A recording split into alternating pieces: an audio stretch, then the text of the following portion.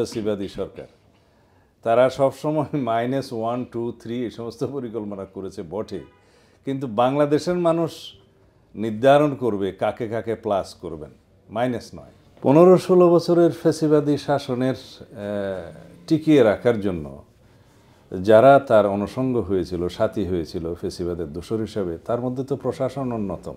রাষ্ট্র যতদিন থাকবে সংস্কারের মধ্য দিয়েই যেতে থাকবে। সমাজের চাহিদা অনুযায়ী, মানুষের চাহিদা অনুযায়ী সংস্কার হাতে নিতে হয়। সুপ্রিয় দর্শক, আপনাদের শুভেচ্ছা ও অভিনন্দন। আজকে আমাদের সঙ্গে আছেন বাংলাদেশ জাতীয়তাবাদী দল বিএনপির জাতীয় স্থায়ী কমিটির অন্যতম সদস্য, সাবেক মন্ত্রী, সাবেক সংসদ সদস্য জনাব সালাউদ্দিন আহমেদ। জনাব সালাউদ্দিন আহমেদ, আপনাকে স্বাগতম। ধন্যবাদ। আমার প্রথমেই আপনার কাছে জানতে চাইব, একটি বিপ্লবের পর অন্তর্বর্তী সরকারের 5 মাস চলছে, এর মধ্যে দেশ কিভাবে চলছে আপনার মতে? 5 মাস এখনও পুরোপুরি হয়নি, তবে এই 5 মাস চলছে। এই সময়টা খুব কমও নয়, আবার খুব বেশিও নয় একটা সরকারের কর্মকাণ্ডের মূল্যায়নের জন্য। তবে যেভাবে বিপ্লবোত্তর পরিস্থিতিতে মানুষের আকাঙ্ক্ষাকে ধারণ করে গণ অভ্যুত্থান এবং গণবিপ্লবের শহীদদের আকাঙ্ক্ষাকে ধারণ করে যেভাবে যাত্রা শুরু হয়েছিল, ঠিক সেইভাবে সেই গতিতে যাচ্ছে বলে মনে হয় না। সেই জন্য আমার মনে হয় এই সরকারকে আরও বেশি কর্মক্ষম এবং আরও বেশি সুপরিকল্পিতভাবে কার্যক্রম এগিয়ে নিয়ে যাওয়া উচিত। সংস্কারের কার্যক্রমগুলো শুরু করা উচিত। বিশেষ করে নির্বাচনমুখী যে সমস্ত সংস্কারের রিকমেন্ডেশনসগুলো পাবে বলে আশা করছেন ডিসেম্বরের শেষ নাগাদ অথবা জানুয়ারির প্রথম সপ্তাহে, সেগুলোকে মুখ্য ধরে নিয়ে এবং প্রথম এবং প্রধান কাজ হিসেবে ধরে নিয়ে এই সংস্কারগুলো শুরু করা দরকার। এবং আমরা মনে করি যে এই সরকারের প্রথম এবং প্রধান এজেন্ডা হওয়া উচিত একটি সুষ্ঠু, সুন্দর, নিরপেক্ষ এবং অন্তর্ভুক্তিমূলক গণতান্ত্রিক নির্বাচন উপহার দেয়া, এবং সেটার রোডম্যাপ ঘোষণার মধ্য দিয়েই জাতি প্রত্যাশা করে যে জাতির একটা অনিশ্চিত এবং অস্থির অবস্থার অবসান হবে। দেশের মানুষ আসলে এই গণ আন্দোলনের মাধ্যমে একটা ফ্যাসিস্ট সরকারের কাছ থেকে শুধু মুক্তিই চায়নি, তারা শান্তিও প্রত্যাশা করেছিল। সেই শান্তি আসলে, সেই প্রত্যাশা আসলে কতটুকু পূরণ হচ্ছে? মানুষের প্রত্যাশা অনেক বেশি। বিপ্লবোত্তর সময়ে অধিকার হারা জনগণের সর্ব অধিকার ফেরত পাওয়ার যে আকাঙ্ক্ষা, গণতান্ত্রিক এবং সাংবিধানিক অধিকার হারা জনগণের সর্ব অধিকার ফিরে পাওয়ার যে একটি তীব্র আকাঙ্ক্ষা সৃষ্টি হয়েছে দেশব্যাপী সমস্ত জনগণের মধ্যে, সেটা রাতারাতি পূরণ হবে এমন নয়। তবে জনগণ চায় সেই অধিকারগুলো যেন পূরণ হওয়া শুরু করে। তারা কথা বলতে পারবে, সমাবেশের অধিকার পাবে এবং আইনের শাসনের বাংলাদেশ পাবে, এই প্রত্যাশা তাদের অবশ্যই সঙ্গত। এবং আমার মনে হয় যে এই প্রক্রিয়াগুলো শুরু হয়েছে, তবে গতিটা হয়তো সেভাবে পায়নি। আশা করছি আমরা সেই সকল প্রত্যাশা জনগণের অবশ্যই পূরণ হবে। সরকারের উপদেষ্টা যারা আছেন তাদের মধ্যে হাতে গোনা 2-1 জন ছাড়া আর কেউ বিপ্লবী ছিলেন না। তো এই সরকার পরিচালনায় বিপ্লবী ভূমিকাটা আসলে কি আপনার মতে? গণ অভ্যুত্থান বলছি, গণবিপ্লব বলছি, জনগণের জনতার অভ্যুত্থান বলছি, যাই যেভাবেই বলি না কেন, এটা আসলে সমাজ পরিবর্তনের লক্ষ্যে কোনো অভ্যুত্থান নয় এবং সমাজ পরিবর্তনের জন্য কোনো বিপ্লব নয়। এটা ছিল একটি গণতান্ত্রিক সংগ্রামের ধারাবাহিকতায় মানুষের অধিকার হারা জনগণের অধিকার ফিরে পাওয়ার সংগ্রাম, এবং এখানে ছাত্র জনতা সমস্ত জনগণের একটা ঐক্য সৃষ্টি হয়ে গেছিল ফ্যাসিবাদের বিরুদ্ধে। তো সুতরাং বিপ্লবী আকাঙ্ক্ষা এক জিনিস, গণতান্ত্রিক সংগ্রামের, গণতান্ত্রিক অভ্যুত্থানের, গণতান্ত্রিক বিপ্লবের চাহিদা আরেক জিনিস। এটাকে ঠিক ইংরেজিতে বললে ডেমোক্রেটিক রিভলিউশন বলা যায়, কিন্তু আসলে এটা ডেমোক্রেটিক মাস সারপ্রাইজ, যেখানে জনগণ তার অধিকার ফিরে পাওয়ার জন্য, সাংবিধানিক এবং গণতান্ত্রিক অধিকার ফিরে পাওয়ার জন্য সংগ্রাম করেছে ফ্যাসিবাদের পতনের জন্য। সুতরাং এখানে বিপ্লবী কোনো ধারণা, বিপ্লবী আকাঙ্ক্ষা এবং বিপ্লবী ম্যানিফেস্টো আমরা রাতারাতি পাবো এবং সেরকম নেতৃত্ব দেওয়ার মতো লোকজন ওভারনাইট সৃষ্টি হবে এবং তারা নেতৃত্ব দেবে এরকম আশা করাও ঠিক নয়। তবে আমি মনে করি যারা বর্তমান সরকারের বিভিন্ন উপদেষ্টার দায়িত্ব পেয়েছেন এবং নিয়েছেন তারা অবশ্যই যোগ্য লোক, কিন্তু তাদের রাষ্ট্র পরিচালনার অভিজ্ঞতা অতীতে ছিল না, এটা একটা ঘাটতি। তারা অনেকেই শিক্ষকতা করেছেন, এনজিও পরিচালনা করেছেন এবং সমাজের বিভিন্ন ক্ষেত্রে অবদান রেখেছেন, কিন্তু বাংলাদেশের মতো একটা অনেক সমস্যা সংকুল রাষ্ট্র সঠিকভাবে পরিচালনা করা এবং জন আকাঙ্ক্ষা পূরণ করার মতো অভিজ্ঞতা সম্পন্ন রাজনৈতিক ব্যক্তিত্ব দরকার এই রাষ্ট্রকে সঠিকভাবে মানুষের চাহিদা মতো পরিচালনা করার। মানুষের মধ্যে যে সাংবিধানিক অধিকার এবং গণতান্ত্রিক সকল অধিকার ফিরে পাওয়ার যে তীব্র বাসনা এবং আকাঙ্ক্ষা সৃষ্টি হয়েছে সেটা পূরণ করতে একটি রাজনৈতিকভাবে প্রতিষ্ঠিত রাজনৈতিক নির্বাচিত সরকার দরকার এবং তারাও নিজেরা খুব তাড়াতাড়ি সমস্ত আকাঙ্ক্ষা পূরণ করতে পারবে তা নয়। এটা একটা প্রক্রিয়া যেটা ধারাবাহিকতা বজায় থাকবে এবং সেটা অনেক সময় নিয়ে সে সমস্ত আকাঙ্ক্ষা পূরণ করতে হবে। কিছুটা আছে আইনি সংস্কার, কিছুটা আছে বাস্তবতা এবং বাস্তব মাঠে পরিপূরণ করা অনেক কর্মসূচি, অনেক পরিকল্পনা, সেটা সময় সাপেক্ষ ব্যাপার। আশা করি সেটা হবে যদি নির্বাচনের মাধ্যমে একটি রাজনৈতিক শক্তি রাষ্ট্র পরিচালনার দায়িত্ব পায়। কারণ এখন এমন যে বিপ্লবোত্তর পরিস্থিতি, যে আকাঙ্ক্ষা সৃষ্টি হয়েছে জনগণের, সেটাকে পাশ কাটানোর মতো দুঃসাহস কোনো নির্বাচিত সরকার দেখাবে বলে আমরা মনে করি না। দেশের অর্থনৈতিক অবস্থা দিন দিন খারাপ হচ্ছে, দ্রব্যমূল্য নিয়ন্ত্রণ করা যাচ্ছে না, এর কারণ কি মনে করেন আপনি? এর কারণ ওই একটাই, দেশে একটা অনিশ্চিত এবং অস্থিতিশীল পরিস্থিতির মধ্যে কোনো বিনিয়োগকারী যেমন বিনিয়োগ করতে চায় না, দেশীয় এবং বিদেশি, এবং অর্থনৈতিক কর্মকাণ্ড স্বাভাবিক সময়ের মতো সুচারুভাবে পরিচালনা হয় না। এই স্বাভাবিক অর্থনৈতিক পরিস্থিতি এবং বাজার পরিস্থিতি এবং সরবরাহ পরিস্থিতি স্বাভাবিক করার জন্য একটি স্থিতিশীল নির্বাচিত সরকারের প্রয়োজন বলে সাধারণ মানুষ মনে করে এবং আমরাও মনে করি। সারা বিশ্বে এটাই প্রচলিত যে কেউই একটি অনির্বাচিত সরকারের এবং একটি বলা যায় যে স্বল্প সময়ের সরকারের সাথে কেউ তেমন কোনো দ্বিপাক্ষিক সম্পর্কে, চুক্তিতে, ট্রিটিতে যায় না। ব্যবসা বাণিজ্যের ক্ষেত্রেও একই জিনিস। তো এইটার সমাধান হতে গেলে অবশ্যই একটি স্থিতিশীল নির্বাচিত গণতান্ত্রিক সরকারের যত তাড়াতাড়ি আগমন হবে তত তাড়াতাড়ি এই বাজার পরিস্থিতি সঠিকভাবে পরিচালিত হবে এবং সরবরাহ ব্যবস্থা পুনঃস্থাপিত হলে এই সমস্যাটা থাকবে না। জনপ্রসারণে একটা অস্থিরতা চলছে, এটা কিভাবে দূর হবে মনে করেন আপনি? 15-16 বছরের ফ্যাসিবাদী শাসনের টিকিয়ে রাখার জন্য যারা তার অনুষঙ্গ হয়েছিল, সাথী হয়েছিল ফ্যাসিবাদের দোসর হিসাবে, তার মধ্যে তো প্রশাসন অন্যতম। এই প্রশাসনকে রাতারাতি খুল নলচে পাল্টে দেওয়া যাবে এমন ধারণা করাও ঠিক নয়। প্রচেষ্টা চলছে, তবে ধীর গতিতে। এটা আরও দ্রুত গতিতে হওয়া উচিত, যে প্রশাসনকে ফ্যাসিবাদের দোসরমুক্ত যত তাড়াতাড়ি করা সম্ভব হবে তত তাড়াতাড়ি অস্থিরতা নিরসন হবে বলে আমরা মনে করি। এখন পর্যন্ত বিএনপি চেয়ারপারসন বেগম খালেদা জিয়া এবং দলের ভারপ্রাপ্ত চেয়ারম্যান জনাব তারেক রহমান, তারাই এখনও মিথ্যা মামলা, গায়েবী মামলা থেকে, রাজনৈতিক মামলা থেকে এখনও মুক্ত হতে পারছেন না। এছাড়াও সারা দেশে আপনাদের হাজার হাজার নেতাকর্মীর নামে, মানে লক্ষ লক্ষ নেতাকর্মীর নামে হাজার হাজার মামলা রয়েছে, এখনও এগুলো তার থেকে মুক্ত হতে পারছেন না কেউ। তো এইগুলো আসলে এই মামলা থেকে মুক্তির উপায়টা কী এবং কীভাবে সম্ভব? আমরা অন্তর্বর্তী সরকারের মাননীয় প্রধান উপদেষ্টা এবং উপদেষ্টা মণ্ডলীকে আমরা অনেকবার আমরা অনুরোধ করেছি যে রাজনৈতিক উদ্দেশ্য প্রণোদিত মামলাসমূহ, ভুয়া মামলা, গায়েবী মামলা, এই সমস্ত মিথ্যা মামলাগুলোর বিষয়ে ওনারা যেন একটা নীতিগত ঘোষণা দেন এগুলো প্রত্যাহারের। তাতে করে সারা দেশব্যাপী যে সমস্ত আমাদের নেতাকর্মী এবং সাধারণ মানুষ এই ভুয়া মামলার শিকার, তারা আশ্বস্ত হবেন যে তারা একটু আইনানুগভাবে প্রতিকার পাবেন। তারপরে সেই প্রক্রিয়া এগুলো প্রত্যাহার করা হবে সেটা না হয় টেকনিক্যাল টিম নিয়ে, বিশেষজ্ঞদের নিয়ে, আইনজ্ঞদের নিয়ে ঠিক করা যাবে। কিন্তু এই ঘোষণাটা আমরা এখনও পাইনি। আমরা বারবারই এই আবেদনগুলো করে যাচ্ছি, পাইনি।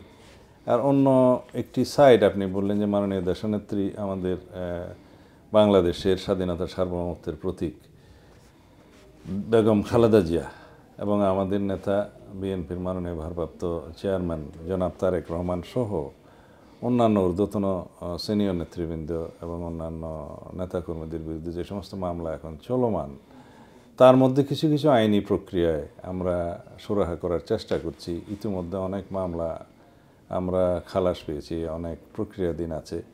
তা আমাদের দেশনেত্রী বেগম খালেদা জিয়া এবং আমাদের নেতা জনাব তারেক রহমান সহ আমরা সিনিয়র নেতৃবৃন্দরা আমরা এই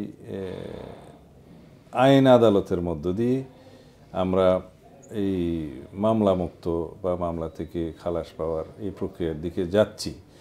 তবে রাজনৈতিক উদ্দেশ্যমতে মামলাগুলো যদি নীতিগত সিদ্ধান্ত হয় প্রত্যাহারের, তাহলে এর দৃশ্যপট অন্যরকম হবে এবং সারা দেশব্যাপী আমাদের নেতাকর্মী এবং সাধারণ মানুষ অন্তত আশ্বস্ত হবে যে এগুলো একটি নির্ধারিত প্রক্রিয়ার মধ্য দিয়ে আইনানুগভাবে প্রত্যাহার করা হবে। 21 আগস্ট গ্রেনেড হামলার মামলা থেকে বিএনপির ভারপ্রাপ্ত চেয়ারম্যান তারেক রহমান খালাস পেয়েছেন, মুক্ত হয়েছেন। কিন্তু এখন এই মিথ্যা মামলা যারা করেছিল তাদের বিরুদ্ধে কোনো আইনি ব্যবস্থা নেওয়া হবে কিনা? আমি জাজমেন্টটার পুরোটা না দেখে এই বিষয়ে কথা বলতে পারবো না। তবে যেটুকু আমি শুনেছি যে যারা এই মিথ্যা মামলা সাজিয়েছেন এবং যারা কাহার এখন মনে হয় একজন ব্যক্তি যাকে আওয়ামী লীগ নমিনেশনও দিয়েছিল বিগত ভুয়া নির্বাচনে, এবং উনি একবার নমিনেশন চেয়েছিলেন 2014 সালের নির্বাচনে সম্ভবত, আমি যদি ভুল না করে থাকি। সেই ব্যক্তিকে নিয়ে এসে তদন্ত কর্মকর্তা নিয়োগ করে রিটায়ার্ড করার পরে এবং তাকে দিয়ে মুফতি আব্দুল হান্নানকে বোধহয় কয়েকশো দিন রিমান্ড নিয়ে তার মুখ দিয়ে বলিয়ে আমাদের নেতা জনাব তারেক রহমানের বিরুদ্ধে অভিযোগ গঠন করা হয়। সেই চার্জশিটের মধ্য দিয়ে, সম্পূরক চার্জশিটের মধ্য দিয়ে তারা তাকে এবং আমাদের নেতৃবৃন্দকে সাজা প্রদান করে। এটা পুরোপুরি একটা রাজনৈতিক উদ্দেশ্য প্রণোদিতভাবে করা হয়েছে এবং এটার জন্য যারা দায়ী, রাজনৈতিক প্রতিপক্ষকে নির্মূল করার জন্য, আওয়ামী যে এজেন্ডা বাস্তবায়নের জন্য যারাই দায়ী, তাদের বিরুদ্ধে একটা অবজারভেশন, একটা নির্দেশনা থাকা উচিত জাজমেন্টের মধ্যে, যার মধ্য দিয়ে আমরা তাদের বিরুদ্ধে আইনি ব্যবস্থা পরবর্তীতে নিতে পারবো বলে আশা করি আমি। আবারও আপনি তো জানেন 111-এর পরে -2 একটা ফর্মুলা বাস্তবায়ন করতে চাচ্ছিল ষড়যন্ত্রকারীরা। এবারও শোনা যাচ্ছে যে -2 ফর্মুলা বাস্তবায়নের একটা ষড়যন্ত্র চলছে, পত্রপত্রিকা মিডিয়ায় এসেছে। এবং আপনার এই এবারের -2 ফর্মুলাতে আছেন বেগম খালেদা জিয়া এবং তারেক রহমানের নাম। তা আপনি এটা কীভাবে দেখেন, কি মনে করেন? অতীতের একটা 111-এর সরকার, যেটা একটা মিশ্র সরকার ছিল আর কি, সিভিল মিলিটারির, এবং পরবর্তীতে আওয়ামী ফ্যাসিবাদী সরকার, তারা সবসময় -1, 2, 3 এই সমস্ত পরিকল্পনা করেছে বটে, কিন্তু বাংলাদেশের মানুষ নির্ধারণ করবে কাকে কাকে প্লাস করবেন, মাইনাস নয়। এই বিষয়ে আমি এর বেশি বলতে চাই না, কারণ এটা জনগণের উপরেই নির্ভর করবে বাংলাদেশের গণতান্ত্রিক প্রক্রিয়ায় কারা প্লাস হবেন। বিএনপির নির্বাচনী প্রস্তুতি কি এবং আপনাদের যে 31 দফা এই সংস্কার প্রস্তাব দলের, এটার প্রচারণা কেমন চলছে? আমাদের এটা কি অংশ বাংলাদেশের সর্ববৃহৎ গণতান্ত্রিক রাজনৈতিক সংগঠন হিসেবে বিএনপি নির্বাচনমুখী দল হিসেবে আমাদের নির্বাচনের প্রস্তুতি সবসময় থাকে। তবে এটাকে আপডেট করতে হয় প্রত্যেকটা নির্বাচনের আগে, নির্বাচনকে সামনে রেখে আমরা আমাদের এই কর্মসূচিগুলো আপডেট করি। আমাদের প্রস্তুতি অবশ্যই আছে এবং প্রস্তুতি এগিয়ে চলছে। 2023 সালের 13ই জুলাই সম্ভবত এটা জনসভার মধ্য দিয়ে প্রস্তাব আকারে জনগণের সামনে প্রকাশ করেছিলেন যে যদি বিএনপি সহ যুগপৎ আন্দোলনে, ফ্যাসিবাদ বিরোধী আন্দোলনে যারাই আমাদের শরিক দল, তাদেরকে সহকারে গণতান্ত্রিক নির্বাচনে যদি আমরা ফ্যাসিবাদ পতন ঘটিয়ে এটি গণতান্ত্রিক সরকার গঠন করতে পারি, তাহলে আমাদের সেই সরকার হবে ঐক্যমতের ভিত্তিতে একটি জাতীয় সরকার, এবং তারা এই 31 দফা কর্মসূচিগুলো বাস্তবায়ন করবে, যার মধ্যে আপনি এখন এই দৃশ্যমান দেখবেন যে যেগুলো সরকার সংস্কার কমিশন গঠন করেছে, আমরা সংস্কার কমিশন রিপোর্ট দিয়েছি, এগুলো অনেকগুলো তার অংশ। 31 দফার বাইরে আজ পর্যন্ত কোনো রাজনৈতিক শক্তি ভিন্ন কোনো প্রস্তাব নিয়ে এসে সেরকম খুব কম। এবং আপনি জেনে খুশি হবেন এই ৩১ দফা যখন আমরা জাতির সামনে উপস্থাপন করি ১.৫ বছর আগে তখনই আমরা এই সমস্ত ভবিষ্যৎ পরিকল্পনা করেছিলাম যে কিভাবে একটি শক্তিশালী গণতান্ত্রিক বাংলাদেশ বিনির্মাণ হবে এবং যেখানে মানুষের প্রত্যাশা অনুযায়ী সাংবিধানিক সংস্কারের মধ্য দিয়ে গণতান্ত্রিক সংস্কারের মধ্য দিয়ে একটি অর্থনৈতিক মুক্তির লক্ষ্যে আইনের শাসনের বাংলাদেশ প্রতিষ্ঠিত হবে। এগুলো সব কিছুই আমাদের এই প্রস্তাবনার মধ্যে উল্লেখ করা আছে। তারপরেও আমরা এই ৩১ দফাকে গ্রামে গঞ্জে রুট লেভেলের সমস্ত জায়গায় তৃণমূলে ছড়িয়ে দিচ্ছি যাতে আমরা মানুষকে বোঝাতে পারি যে এগুলোই হবে আমাদের ভবিষ্যৎ রাষ্ট্র পরিচালনার দায়িত্ব পেলে এই কর্মসূচিগুলোই হবে বাংলাদেশের জনগণের জন্য এই কর্মসূচিগুলো বাস্তবায়ন করা একটি সমৃদ্ধ অর্থনৈতিক ভিত্তি সম্পন্ন গণতান্ত্রিক বাংলাদেশ বিনির্মাণের লক্ষ্যে। এবং এই ৩১ দফার বাইরেও আমরা বিভিন্ন রকমের পরামর্শ আহ্বান করেছি আমাদের ওয়েবসাইটে, ওখানে ইমেল উল্লেখ করা আছে। যদি কারো কোনো প্রস্তাবনা থাকে, কোনো দল বা পজিটিভ কিছু ব্যক্তির কিছু থাকে যে বাংলাদেশের ভবিষ্যৎ বাংলাদেশের সমৃদ্ধির জন্য তরুণ এবং যুব সমাজের চাহিদা অনুযায়ী গণবিপ্লবের আকাঙ্ক্ষা অনুযায়ী শহীদের স্বপ্ন অনুযায়ী যদি কোনো প্রস্তাবনা থাকে সেগুলো যেন প্রদান করে এবং এগুলো আমরা বিবেচনা করব, আমরা অন্তর্ভুক্ত করব। প্রধান উপদেষ্টা সাম্প্রতিক বক্তব্যে জাতীয় নির্বাচন সম্পর্কে একটা ধারণা দিয়েছেন, কিন্তু উনি রুটম্যাপ দেননি কোনো। তা আপনি এই ব্যাপারে আপনার মন্তব্য কী? আর এই নির্বাচনের ব্যাপারে, জাতীয় নির্বাচনের ব্যাপারে আপনার দল কিংবা আপনার পক্ষ থেকে কোনো টাইম ফ্রেম আছে কিনা? যে মাননীয় প্রধান উপদেষ্টা একটা ধারণা দিয়েছেন নির্বাচন অনুষ্ঠানের সময় সম্পর্কে, কিন্তু এটা যথেষ্ট নয়। তিনি কি সংস্কার কার্যক্রম হাতে নিতে চান নির্বাচনমুখী, এবং প্রধান লক্ষ্য হিসেবে একটি সুষ্ঠু সুন্দর নিরপেক্ষ নির্বাচন অনুষ্ঠানের জন্য যে সমস্ত সংস্কার কার্যক্রম জরুরি সেগুলো বাস্তবায়ন করে সুনির্দিষ্টভাবে দিনক্ষণ মাস উল্লেখ করে একটি রোডম্যাপ ঘোষণার জন্য আমরা আহ্বান জানিয়েছি। এটা আমাদের দলের পক্ষ থেকে আমরা প্রাথমিক প্রতিক্রিয়া হিসেবে আমরা বলেছি। এখন আমরা কত দিনের ভিতরে নির্বাচন চাই সেটা সুনির্দিষ্টভাবে আমরা বলছি না। আমরা বলছি যে নির্বাচনমুখী সংস্কারগুলো, প্রধান সংস্কারগুলো বাস্তবায়ন করতে কীরকম সময় প্রয়োজন, আইনি সংস্কার এবং মাঠের সংস্কারগুলো করতে কীরকম সময় প্রয়োজন সেটা অ্যাসেসমেন্ট করে, সেটা একটা নির্ধারণ করে ঠিক কোন সময় নির্বাচন অনুষ্ঠানের জন্য আমাদের পরিবেশ পরিস্থিতি অনুযায়ী উপযুক্ত সেগুলো বিবেচনা করে যেন একটা দিনক্ষণ তারিখ মাস উল্লেখ করে রোডম্যাপ প্রদান করেন। এখন খোলামেলা কোনো কথা হয়তো উনি বলবেন যে এতদিনের ভিতরে নির্বাচন দিতে পারি, এইটা ঠিক জনগণের প্রত্যাশা পূরণ করে না। জনপ্রত্যাশা হচ্ছে যে তারা একটা রোডম্যাপ চায়, কখন কোন সময়ে কিভাবে নির্বাচন অনুষ্ঠান হবে এবং কি সংস্কার তারা বাস্তবায়ন করতে চায়। খোলামেলাভাবে যদি এভাবে বলে দেয়া হয় যে আগামী এত সময়ের ভিতরে আমরা নির্বাচন করতে চাই, তা কিন্তু জনগণের প্রত্যাশার সাথে মিলে না। মানে সুনির্দিষ্ট একটা চান, অবশ্যই ধারণা চান না। তারা অ্যাসেসমেন্ট করুক এই সংস্কারের জন্য এত সময় লাগবে, নির্বাচনের প্রস্তুতির জন্য ভোটার লিস্ট প্রণয়নের জন্য এই সময় লাগবে এবং মাঠের সংস্কারের জন্য এই সময় লাগবে, তারপরে আমরা নির্বাচন দেব। এই কাজগুলো তো একই সাথে হতে পারে। আপনি তো আপনার দলের সংস্কার কমিটির একটা কমিটির দায়িত্বে আছেন। না, আমরা বেশ কয়েকটা সংস্কার কমিটি একসাথে কাজ করেছি। আমরা আমাদের দলের পক্ষ থেকে সংস্কার কমিশনগুলো আমাদের রিপোর্টও প্রদান করা হয়েছে সংবিধান সংস্কার কমিশনের কাছে, ইলেকশনে মানে নির্বাচনী ব্যবস্থা সংস্কার কমিশনের কাছে, পুলিশ সংস্কারের কাছে এবং প্রশাসন সংস্কার কমিশনের কাছে আমরা আমাদের রিপোর্ট দিয়েছি দলের পক্ষ থেকে। আর কোন সংস্কার, মানে এই সরকারের পক্ষে কি সব সংস্কার করা সম্ভব? এটা একটা গুরুত্বপূর্ণ প্রশ্ন। জি, যে সংস্কার তো এটা ধারাবাহিক প্রক্রিয়া এবং চলমান প্রক্রিয়া, আজীবন রাষ্ট্র যতদিন থাকবে সংস্কারের মধ্য দিয়েই যেতে থাকবে। সমাজের চাহিদা অনুযায়ী, মানুষের চাহিদা অনুযায়ী সংস্কার হাতে নিতে হয়। আজকে যেটা প্রয়োজনীয় সংস্কার মনে হচ্ছে 5 বছর পর হয়তো সেই সংস্কারও পরিবর্তন আনতে হতে পারে। সুতরাং স্বল্পমেয়াদী সংস্কারের জন্য এই সরকারকে হাত দিতে হবে।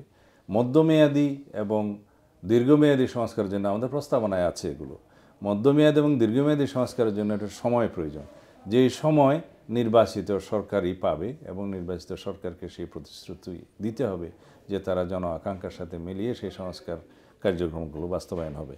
তবে তার আগে যদি জাতীয় ঐক্যমত সৃষ্টি হয় অধিকাংশ সংস্কার প্রস্তাবের সাথে, তাহলে সেই সংস্কারগুলো বাস্তবায়ন করা সহজ হবে। আগামী 2 মাসের মধ্যে জাতীয় নাগরিক কমিটি নতুন রাজনৈতিক দল গঠন করার কথা ঘোষণা করেছে, এটাকে আপনি কিভাবে দেখছেন? জাতীয় নাগরিক কমিটি তারা রাজনৈতিক দল গঠনের প্রক্রিয়ার মধ্যে আছে এখন। জি, তারা জাতীয় নাগরিক কমিটিকে বলছে সেটা একটা মঞ্চ বা প্ল্যাটফর্ম, ঠিক রাজনৈতিক সংগঠনের নাম নয়। তো যদি বাংলাদেশে গণমানুষের আকাঙ্ক্ষা অনুযায়ী গণতান্ত্রিক আরও রাজনৈতিক সংগঠনের যাত্রা হয়, সেই সংগঠনের যাত্রাকে আমরা স্বাগতম জানাবো অবশ্যই। কিন্তু যদি সরকারি সাহায্য সহযোগিতায় অনুপ্রেরণায় কোনো রাজনৈতিক সংগঠনের জন্ম হয়, তাতে লোকজন তাদেরকে কিংস পার্টির মতো পার্টি হিসাবে অভিহিত করে থাকে, তারা যাতে সেই রকম কোনো নামে অভিহিত না হয় সেটির চেষ্টাটা তাদের করা উচিত। আগামী জাতীয় সংসদ নির্বাচন মানে আনুপাতিক হার পদ্ধতিতে জাতীয় সংসদ নির্বাচনের দাবি জানিয়েছে জামাতে ইসলাম। আপনার এ ব্যাপারে আপনার দল কিংবা আপনি সম্মত কিনা, এটা কিভাবে সম্ভব, কি মনে করেন? কোনো রাজনৈতিক সংগঠন তাদের রাজনৈতিক আদর্শ এবং নির্বাচনী কৌশলকে সামনে রেখে তাদের মতো করে প্রস্তাব দিতেই পারে, সেই স্বাধীনতা তাদের আছে। এই বিষয়ে আমি কোনো রাজনৈতিক দলের সমালোচনা বা মন্তব্য করব না। তবে বাংলাদেশের রাজনৈতিক এবং সামাজিক ঐতিহ্যে এবং সংস্কৃতিতে বাংলাদেশের চলমান রাজনৈতিক প্রক্রিয়ার সাথে মিল রেখে জানা এটা এখন সেই ধারণা যায় কিনা সেটা আমাদেরকে বিবেচনা করতে হবে। বাংলাদেশে এখন রাজনৈতিক এবং সামাজিক যে সংস্কৃতি, তাতে মানুষ সরাসরি তার প্রতিনিধিকে দেখতে চায় এবং তাকে নির্বাচিত করবে কিনা, ভোটাধিকার তার পক্ষে প্রয়োগ করবে কিনা সেই বিবেচনা মানুষ নিতে চায়। কিন্তু যেই বিষয়ের কথা আপনারা বললেন, আনুপাতিক নির্বাচন, সেখানে মানুষ তার সুনির্দিষ্ট প্রার্থীকে তার সমাজে তার নির্বাচনী এলাকায় তাকে কি দেখবে? কাকে নির্বাচিত করছে সেটা কি জানবে? না। তো সুতরাং এই প্রক্রিয়াটা বাংলাদেশের জন্য আমরা মনে করি, আমাদের দল মনে করে যে এটা একটা এক্সপেরিমেন্ট করার মতো অবস্থা বাংলাদেশে নেই। সুতরাং আমরা ওয়েস্টমিনিস্টার টাইপ অফ পলিটিক্যাল কালচারে আমরা যে সামাজিক এবং রাজনৈতিক বাস্তবতা, তার নিরিখে আমরা যেই 300 আসনের পার্লামেন্টের ভোটের বিধান আছে সাংবিধানিকভাবে, সেটা যেভাবে হচ্ছে সেই বাস্তবতাকে মেনে নিয়ে সেটাকেই সমর্থন করি। জাতীয় নির্বাচনের পরে জাতীয় সরকার গঠনের ঘোষণা দিয়েছেন আপনাদের দলের ভারপ্রাপ্ত চেয়ারম্যান তারেক রহমান। আপনাদের 31 দফাতেও মনে হয় আছে। এটা কিভাবে দফার সূচনাতে প্রিয়াম্বলে প্রস্তাবনায় এটা বলা আছে যে ফ্যাসিবাদ বিরোধী আন্দোলন সংগ্রামে যে সমস্ত রাজনৈতিক দল, সামাজিক শক্তি একসাথে আমাদের সাথে আন্দোলন করেছে, তারা যদি ফ্যাসিবাদের পতন ঘটাতে পারে, নতুন গণতান্ত্রিক যাত্রায় গণতান্ত্রিক নির্বাচনে যদি সরকার গঠনের সুযোগ পায়, তখন সেই সরকারের নাম হবে জাতীয় ঐক্যমতের ভিত্তিতে একটা জাতীয় সরকার। ল্যাঙ্গুয়েজটা এরকম, ঐক্যমতের ভিত্তিতে একটি জাতীয় সরকার। এখানে সেই জাতীয় সরকার কিন্তু যেটা আক্ষরিক অর্থে জাতীয় সরকার বোঝায় সেটা নয়। এখানে এই জাতীয় সরকারটা হচ্ছে যে যাদের সাথে আমাদের সংগ্রামে সংযুক্তি ছিল, যুগপৎ আন্দোলনে আমরা যারা একসাথে ছিলাম, তারা যদি একসাথে নির্বাচন করে এবং সরকার গঠন করে, তখন সেটার নাম হবে ঐক্যমতের ভিত্তিতে জাতীয় সরকার। অ্যাবসলিউটলি যে ধারণাটা জাতীয় সরকারের, সেই জাতীয় ধারণা সরকার এটা নয়। কিন্তু জাতীয় ঐক্যমত কমিশন গঠন করার কথা বলেছেন প্রধান উপদেষ্টা, আপনি কি মনে করেন? মাননীয় প্রধান উপদেষ্টা কি উদ্দেশ্য সাধনের জন্য জাতীয় ঐক্যমত কমিশন গঠন করবেন সেটা এখনও খোলাসা করেননি। তিনি বলেছেন যে 6টা সংস্কার কমিশনের প্রধান যারা আছেন তাদেরকে নিয়ে জাতীয় ঐক্যমতের কমিশন, কি বলেছেন, জাতীয় ঐক্যমত কমিশন করবেন। এখন তাদের কার্যক্রমটা কি হবে সেটা নির্ধারণ করলে তখনই আমরা উদ্দেশ্য সম্পর্কে বুঝতে পারবো। এখনই কোনো মতামত দিতে চাই না। বিএনপি ভারপ্রাপ্ত চেয়ারম্যান প্রায় প্রতিদিনই তো বক্তৃতা করছেন বিভিন্ন জায়গায়, বলতেছেন, উনি একটা কথা বলেন যে দেশ ফ্যাসিস্ট মুক্ত হলেও পতিত সরকারের প্রধানমন্ত্রী শেখ হাসিনা পালিয়ে গেলেও এখনও আপনার ষড়যন্ত্র থেমে নেই। দেশ থেকে এবং বিদেশ থেকে ষড়যন্ত্র অব্যাহত আছে, চক্রান্তকারীরা সরব আছে, সক্রিয় আছে।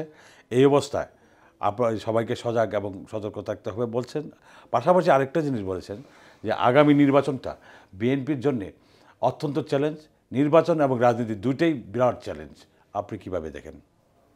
ষড়যন্ত্র তো অব্যাহত আছে, সেটা আমরা প্রত্যক্ষ করছি, সমগ্র জাতি প্রত্যক্ষ করছে। দেশে এবং বিদেশে বসে পতিত ফ্যাসিবাদ এবং তার দোসররা প্রতিনিয়ত বাংলাদেশের বিরুদ্ধে, বাংলাদেশের মানুষের বিরুদ্ধে, এই দেশের ঐক্যের বিরুদ্ধে সংগ্রাম, ষড়যন্ত্র করে যাচ্ছে। সেটা আমরা দেখতে পাচ্ছি, আমরা প্রত্যক্ষ করছি। তো এইটার ব্যাপারে তো কারো কোনো দ্বিমত আছে বলে আমার মনে হয় না।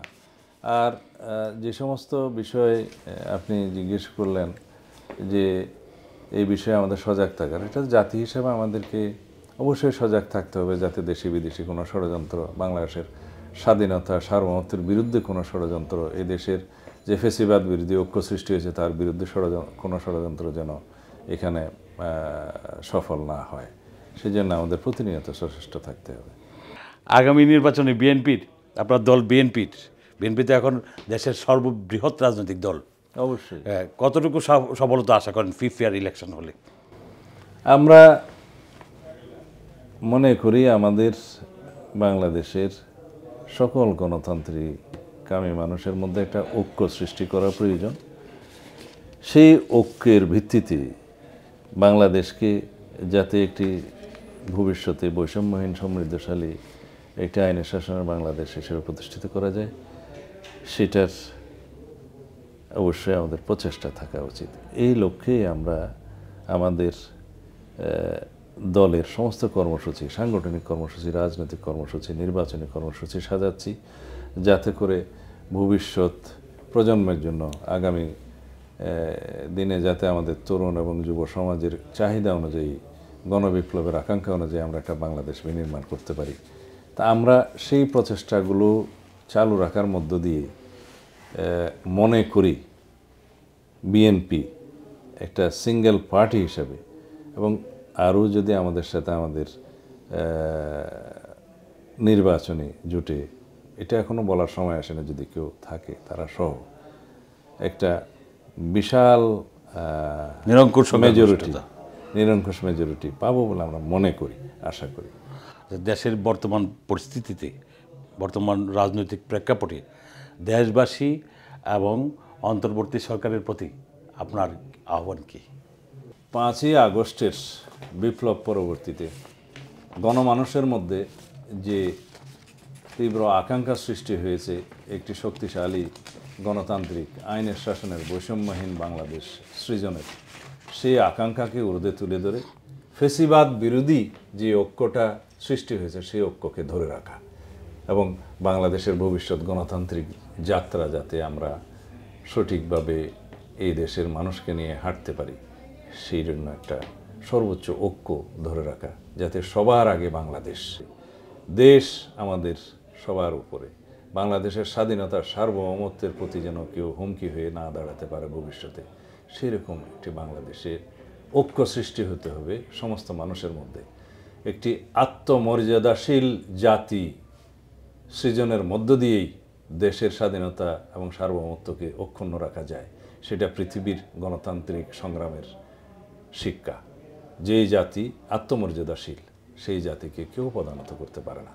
তা আমি আশা করি আমরা সবাই, আমাদের সকল প্রিয় দেশবাসী এবং সবাই আমরা ঐক্যবদ্ধ থাকব, ফ্যাসিবাদ বিরোধী যে সৃষ্টি হয়েছে গণ ঐক্য, সেই গণ ঐক্যকে ধরে রাখব, এবং একটা আত্মমর্যাদাশীল জাতি হিসাবে আমরা নিজেদেরকে প্রতিষ্ঠিত করব, এবং সেই ঐক্যের মধ্য দিয়ে আমাদের বাংলাদেশকে সবার আগে বাংলাদেশ হিসাবে যেন আমরা প্রতিষ্ঠা করতে পারি, সেটার জন্য সবাইকে আহ্বান করব যেন আমরা এই ঐক্যটাকে আমরা আরও ইস্পাত কঠিন করি। অসংখ্য ধন্যবাদ জনাব সালাউদ্দিন আহমেদ, বাংলাদেশ প্রতিদিনকে সময় দেওয়ার জন্য। আপনাকে ধন্যবাদ। সুস্থ থাকেন। আল্লাহ হাফেজ।